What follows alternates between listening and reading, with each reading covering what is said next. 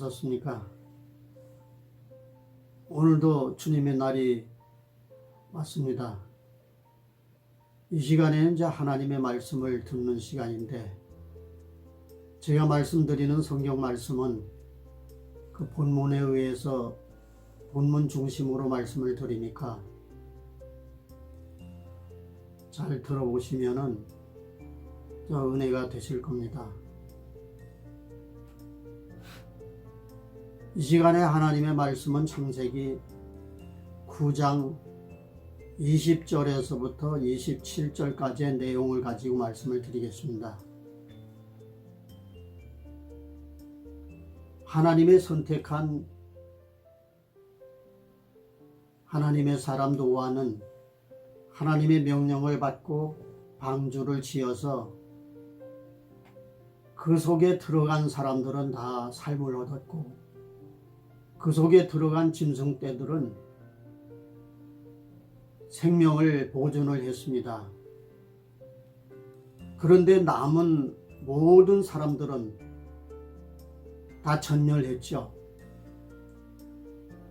그러면 이 시간에 우리가 생각을 해야 될 것이 뭐냐면은, 어떻게 하면 생명을 보존하고 어떻게 하면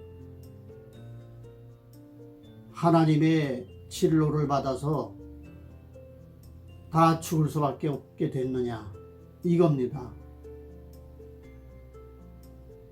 그런데 노아는 당대에 하나님을 순종하고 정말 하나님을 기쁘시게 해드리는 그런 삶을 살았기에 하나님의 명령을 받들어 드렸죠.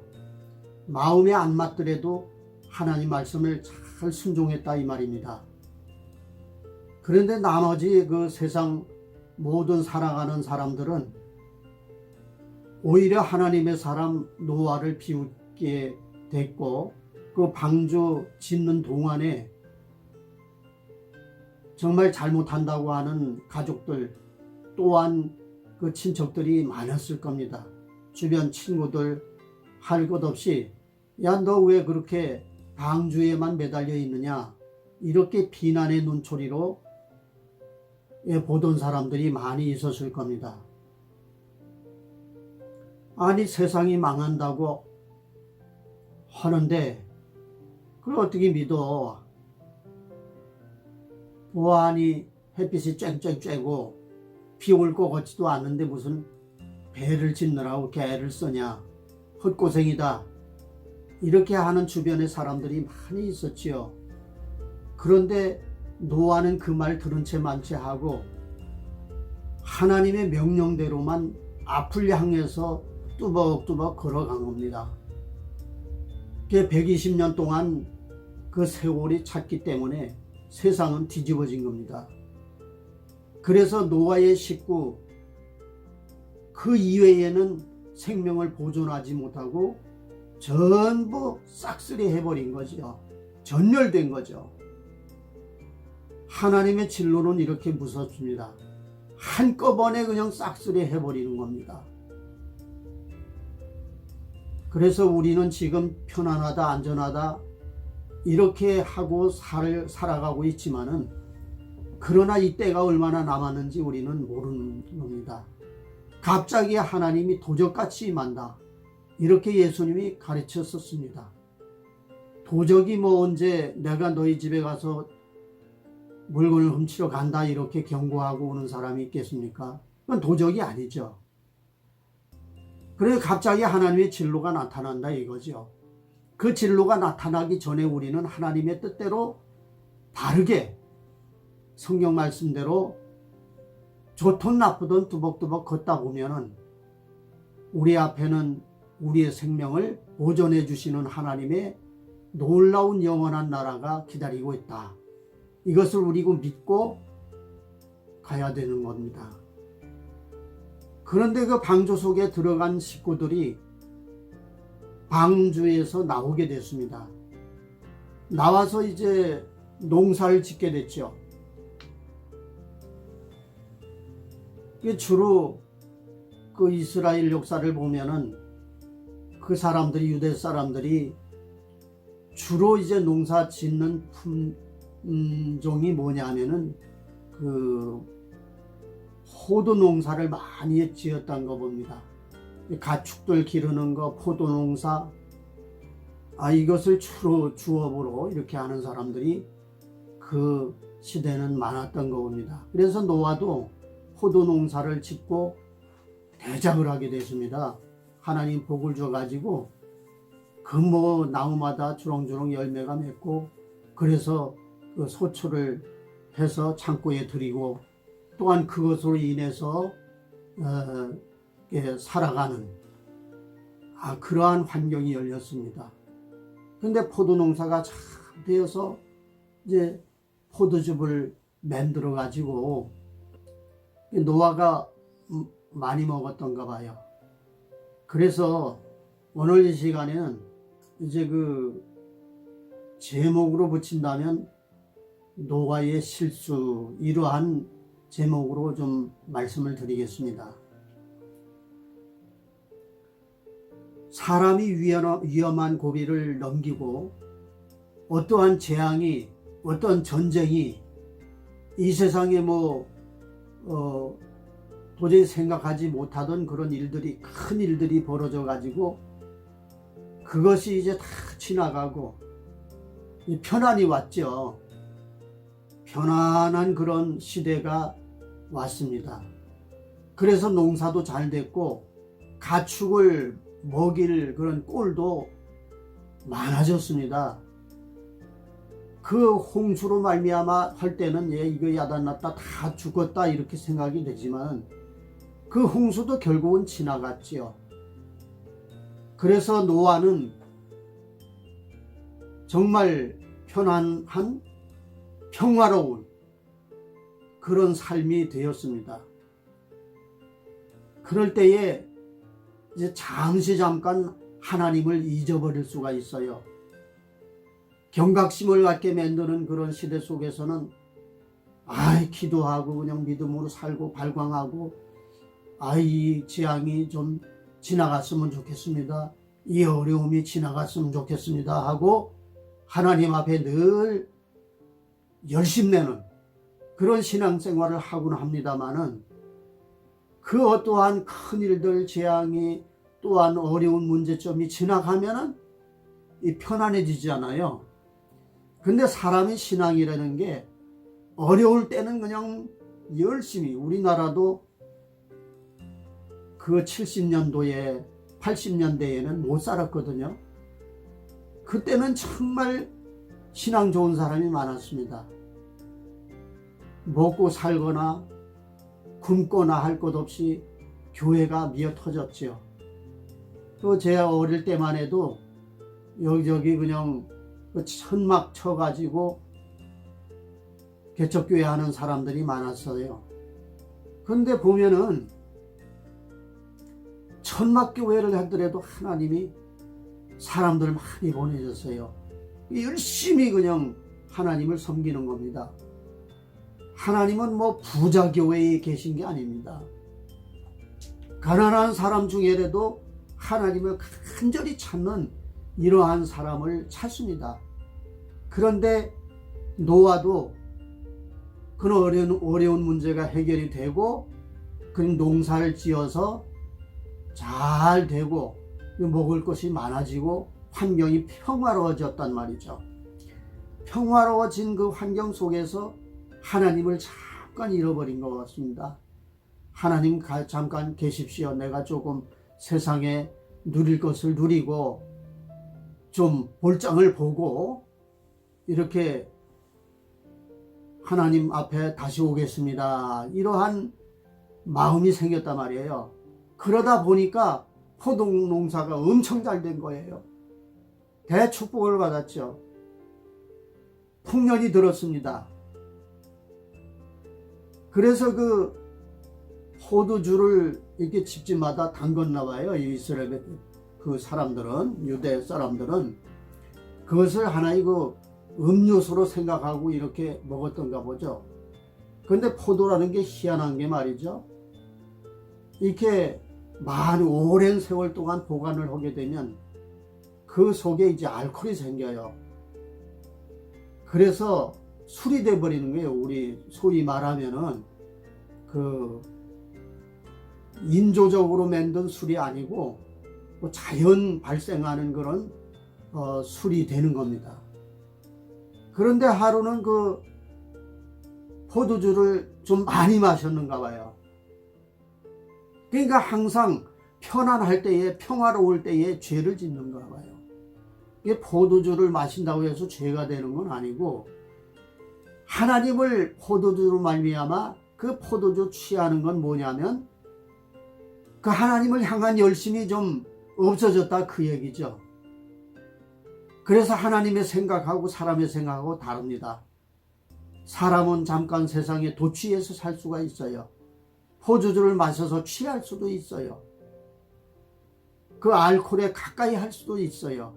그러나 그 먹는 부분에 대해서 그것이 죄라고 하는 얘기는 아니지만은 그 먹는 것으로 인해서 하나님을 멀리 했다. 하나님 섬기는 것을 좀 등한히 했다. 하나님과 멀어졌다 그런 얘기예요. 그것이 바로 죄가 돼서 실수를 하게 된 겁니다. 그래서 모욕을 했는지 어떻게 했는지 잘 모르겠지만은 옷을 다 훌훌 벗어버리고 그냥 낮잠 자고 있었어요. 낮잠이라고 하는 것은 함부로 우리가 그 잠이라고 하는 것은 말이죠. 건강에 꼭 필요합니다. 그런데 여기에서 우리 영적으로 생각하면 신앙의 잠을 자지 말아야 되는 것입니다. 신앙의 잠을 자게 되면 세상에 도취하게 되는 겁니다. 포도주 마시고 도취한 게 아니라 세상에 도취했다 그런 얘기예요. 그러다 보면은 죄를 짓게 되는 거죠. 그래서 훌 벗어던지고 낮잠 푹 자고 일어나니까 그 아들 중에 세 아들이 있었습니다. 첫째는 셈이요, 둘째는 함이요, 셋째는 야벳이라고 하는 아들이 있었거든요. 그런데 그 야벳이라고 하는 그러한 아들이 가만히 밖에 나가서 일을 하다 집에 들어와 보니까 아버지가 벌거벗고 그냥 그 포도주에 도취해 가지고 잠을 푹 주무시고 계시거든요. 그런 걸 보고 깜짝 놀라서 그 시간에 그 함이 그냥 무슨 이불 자락 같은 거 아니면 요새 같으면 담요 같은 거 이렇게 갖다가 덮어드리면 되는데 그게 아니고 밖에 나가서 형하고 아우한테 이 얘기를 하는 겁니다. 아니 아버지는 추태를 하셨지 주책도 없이 빨가벗고 주무신다고. 아마 포도주를 많이 마셨는가 보다고. 이렇게 얘기를 하게 됐어요. 그런데 우리가 세상을 살다 보면은 형제가 약간 실수할 때에 그것을 비난의 그런 눈초리로 말을 돌리고 그냥 비판하고 헐뜯고 그렇게 할 수가 있거든요. 그런데 거기에서 우린 죄를 짓지 말아야 됩니다. 하나님 말씀에 보면 비판하지 말으라. 비판하면은 비판하는 죄를 받는다. 예수님이 제자들을 가르쳤을 때에 가서 어디든지 가서 복음을 전해라. 복음을 전할 때에 받지 않거든, 비판하면서 받지 않거든, 그냥 나와버리라. 너희들이 전한 복음이 그 사람에게 들을만해서 그 사람이 들으면 그 사람에게 그 복음이 복이 되는 거고, 만일에 그 복음이 그 가정에 잘 받으면 그 사람이 그 복음에 의해서 복을 받는 거다. 이렇게 말씀하시면서 남을 비판하는 죄라 그 하나님이 너희들을 비판할 것이다. 그렇기 때문에 이웃이 실수를 너희들은 쳐다보면서 나는 저런 실수를 하지 말아야 되구나, 이런 생각을 가지고 신앙생활 해야지, 그 남이 실수를 가지고 막 그냥 남한테 얘기하고 돌아다니면 이거는 하나님이 아주 싫어하는 것이다. 이렇게 되는 겁니다. 그래서 함이라고 하는 족속이 좀 미개한 족속이거든요. 이제 저 아프리카의 껌둥이라든가 또한 저 사막에 왔다 갔다 하는 그런 그 거무스러운 피부 색깔이 거무스러운 사람들이 그 함족속이라고 그럽니다. 그런데 노아가 깨보니까 이 함이 형제들이 가서 비난하고 아버지가 저렇게 추태맞게 포도주를 마시고 빨가벗고 잔다고 이렇게 하니까 그 말 들은 게 셈과 야벳이라고 하는 형제가 그래요? 그러고서 장막을 걷어서 눈은 아버지의 그 뻘거벗은 모습을 보지 않고 옷을 가지고 뒤로 걸어갔다고 그랬어. 뒤로 걸어가면서 아버지를 보지 않고 가서 덮어드렸다고 그랬습니다. 그래서 푹 자고 노아는 일어나니까 이러한 일들이 생겼어요.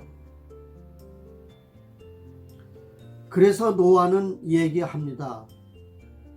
내가 부모가 돼가지고 실수를 했구나.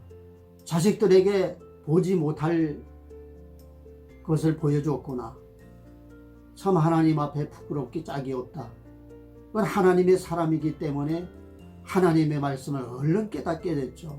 내가 좀 편안하니까 하나님의 주신 그 포도원 농사가 너무 잘 되니까 아이고 실수를 했구나. 먹고 마실 게 많으니까 좀 부자가 됐으니까 이제는 편안하다 생각하고 신앙을 생각하지 아니하고 하나님 말씀을 생각하지 아니하고 하나님의 주신 은혜를 생각하지 않고 이러한 과오를 범했구나. 이렇게 하면서 뭐냐면은 그 일어나서 아들들의 한 일을 이제 듣게 되었습니다.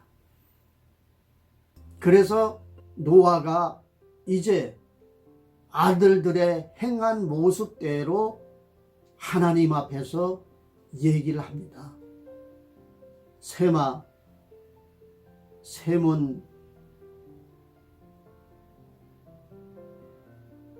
모든 사람들이 이 세상에 있는 모든 사람들이 너희 장막에 거하리라. 모든 사람들의 어미가 되리라. 아비가 되리라. 이렇게 하면서 축복을 했어요. 그런데 함이라고 하는 그러한 아들에게는 너는 저주 중에 저주를 받아서 너의 형제의 종이 되리라. 그래서 아버지의 입을 통해서 하나님 대신해서 함에게 저주를 합니다. 그런데 아깝지 않은 자식이 어디 있겠습니까? 함이라고 다 아깝고 옛말에 열 손가락 깨물어서 안 아픈 손가락 없다고 그러잖아요. 자식은 자식이니까. 그렇지만은 하나님의 말씀이니까 강하게 얘기를 했습니다. 함아, 너는 잘못했다. 남의 실수를 가려주지 못하고 그것을 드러내서 하나님의 뜻을 어겼구나. 하나님의 일을 망가뜨렸구나. 이것은 우리 가족들을 통해서 하나님의 일이 이루어지는 영광된 하나님의 역사인데 너는 나가서 네가 할 일에 대해서 알지 못하고 형제들에게 얘기하지 않고 네가 와서 그냥 아버지 좀 실수했다고 해서 그걸 덮어주면 되겠는데 너는 그 일을 마다하고 하지 않고 다른 형제로 하여금 그 일을 하게 했구나.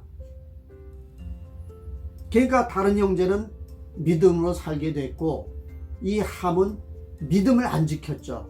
그 순간 실수를 해버린 거예요. 대단한 죄를 범한 거죠. 비판하는 죄를 범하게 된 거죠. 그래서 그 죄에 대한 하나님의 진로와 저주를 받게 된 겁니다. 그 순간에 그 함의 족속이라 하는 것이 너무너무 저주스러운 일생을 살게 된 겁니다. 그러면 노아가 또 얘기합니다. 셈아, 너는 모든 사람들을 아울러서 내 장막에 거하게 되리라. 영적인 축복을 해주신 겁니다. 그 순간에도 사람이라고 하는 것은 낫다 죽는데, 죽으면 영의 세계가 펼쳐지는데, 너는 그 영의 세계에서 주인으로 한다. 그 영의 세계에서 하나님의 장막에 거한다. 이러한 대축복을 해주신 겁니다. 보세요. 셈이라고 하는 그런 족속은 오늘날 동양인을 가르쳤다고 그럽니다. 그런데 사실은 하나님의 은혜가요, 대한민국에 제일 많이 온 것 같습니다. 옛날 우리 조상들은 평양에 교회를 짓고 신학대학도 설립하고 이렇게 해서 그 성령의 폭발이 일어났죠. 하나님의 말씀을 들으면 그건 거꾸로 해서 기도하고 회개하고 그런 일들이 강하게 역사가 일어났어요. 그런데 이 한국의 예루살렘은 평양이라고 했습니다. 그런데 이 동양인은 정말 영적인 조상이 된다. 이러한 노아의 그런 엄청난 축복을 받게 되는 겁니다. 그래서 이 우리 한국이 너무너무 축복의 땅이다, 이런 생각이 들어요. 외국에 나가보면요, 저도 잠시간 이제 나갔다 들어와 봤는데 정말 물이 나빠요. 정말 공기가 나빠요. 그런데 우리나라는 산천리 금수강산, 물 좋고 산 좋고 바다 좋고 상당히 살기가 세계적으로 좋다, 이런 말들을 많이 합니다. 이런 복을 많이 받았을지라도 영적으로 우리가 성장하지 못하면 아무 소용이 없다는 겁니다. 여러분은 여러분의 영혼을 하나님이 강하게 붙잡고 계십니다. 그래서 하나님 말씀대로 들어보십시오. 그래서 그 하나님 말씀을 순종하는 사람들이 되십시오. 영적인 축복을 받으십시오. 그래야 그 영적인 축복은 영원한 축복이기 때문입니다. 그러면 함의 족속입니다. 야벳의 족속입니다. 야벳은 서양인을 말했다고 했습니다. 문명이 제일 최초로 발달이 됐고, 기계 문명이 발달이 됐고, 뭐 여러 가지 발달이 많이 된 족속이죠. 그래서 유럽인들과 뭐 영국, 불란서, 독일, 뭐 이태리 할 것 없이 그 서구 문명이 그 영국을 통해서 저기 뭐 로마를 통해서 이제 그 문명이 이제 저 서구 문명 미국을 이제 가서 오랫동안 이렇게 유지되고 있습니다만은, 그 서구 문명이 발달된 게 여기서부터 발원지가 됐어요. 노아가 이제 야벳에게 축복을 합니다.